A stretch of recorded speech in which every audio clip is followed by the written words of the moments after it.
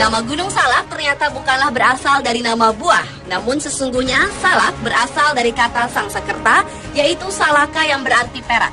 Gunung yang merupakan gunung api strato tipe A ini tercatat pernah beberapa kali meletus sejak tahun 1600-an. Rangkaian letusannya terjadi antara tahun 1668 hingga 1699, lalu tahun 1780, 1902 hingga 1903. Tahun 1935 dan terakhir meletus pada tahun 1938.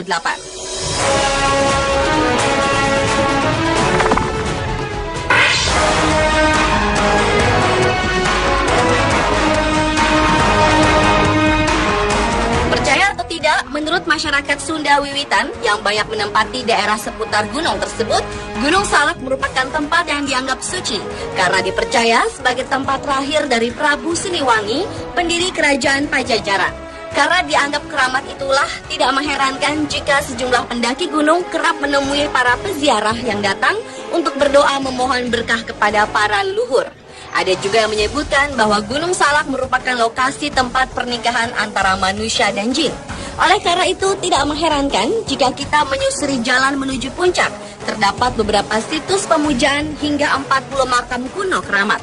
Salah satunya yang dipercaya merupakan makam Mbah Gunung Salak.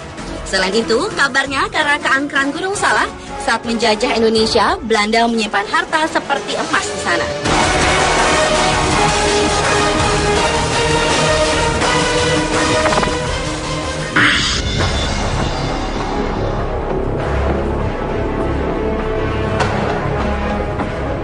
Sehubungan dengan proses evakuasi korban jatuhnya pesawat Sukhoi Superjet 100 Sabtu 12 Mei pagi, sejumlah pemuka masyarakat Cipelang, Cijeruk didatangkan ke lokasi. Bersama mereka dibawa pula nasi tumpeng dengan menu khusus petai bakar dan ikan pedak atau ikan kembung bakar.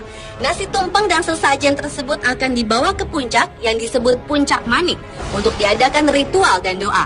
Menurut pengasuh Pondok Pesantren Nurul Huda Cijeruk, Kiai Haji Marsya Abdullah, saat itu tumpengan dilakukan karena upaya sudah berhari-hari, tapi jasad para korban belum bisa dievakuasi semua. Dikhawatirkan masih ada yang diselimuti goib. Selain itu, ritual ternyata juga dilakukan atas permintaan keluarga korban. Sejak awal, doa-doa juga dipanjatkan agar tim penyelamat selamat karena mengingat seorang wartawan salah satu media yang sedang meliput diduga sempat disesatkan makhluk gaib Gunung Salak.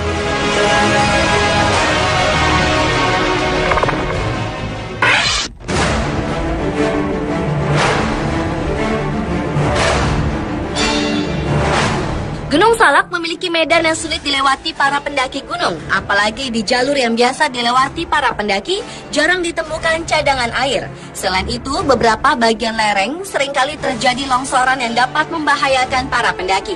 Gunung Salak juga memiliki jurang-jurang yang tergolong terjal dengan kedalaman berkisar 100 hingga 400 meter. Banyak lereng di Gunung Salak. Terdapat batuan besar akibat dari letusan di tahun 1699. Pada bulan April 1987 silam, 7 orang siswa Sekolah Teknik Menengah atau STM Pembangunan Jakarta Timur ditemukan tewas di Curug Orok yang memiliki kedalaman 400 meter di punggung gunung setelah terperosok ke jurang.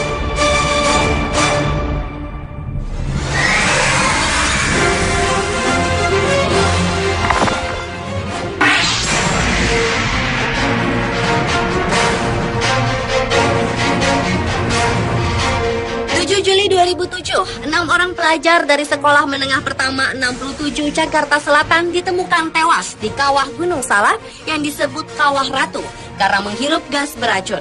Ternyata selain banyak mitos seputar Gunung Salak yang telah terdengar secara turun-temurun pada warga sekitar gunung tersebut, ada juga fakta tentang kawasan Kawah Ratu yang terkenal rawan. Dari kawah tersebut tiba-tiba dapat keluar asap belerang yang mematikan karena dapat meracuni paru-paru. Oleh karena itu, Kawah Ratu disebut-sebut sebagai kawasan yang haram untuk dilintasi. Selain itu, sumber sulfur dan belerang di sana juga berupa kubangan yang panas dan mendidih. Karena sangat berbahaya itu juga, kabarnya tidak ada pesawat yang berani melintas secara tegak lurus melewati kawasan Kawah Ratu.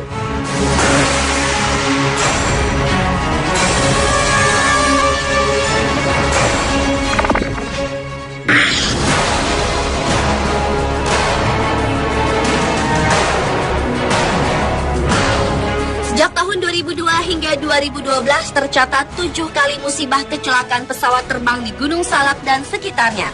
Diawali tahun 2002, seorang tewas akibat kecelakaan pesawat Wright bermesin PKS 038. Disusul tahun 2003, 7 orang penumpang tewas dalam musibah jatuhnya helikopter Sikorsky S-58T Twin Pack milik TNI Angkatan Udara.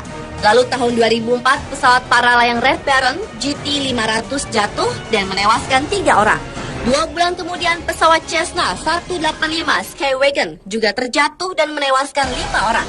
Kemudian tahun 2008, pesawat Kasa 212 TNI Angkatan Udara juga jatuh di Gunung Salak dan menewaskan 18 orang. Setahun berselang, tepatnya April 2009, kali ini korbannya adalah pesawat latih donor yang menewaskan 3 orang. Dan yang terakhir, tahun 2012, kecelakaan di Gunung Salak menimpa pesawat Sukhoi Superjet 100 yang menewaskan 45 orang. Menurut staf ahli Menristek Bidang Pertahanan Keamanan Hari Purwanto, penerbangan melalui kawasan Gunung Salak tidak seharusnya di ketinggian 6.000 kaki karena tinggi gunung itu sendiri sekitar 2.200 meter dengan kondisi awan tebal yang selalu meliputi pegunungan itu.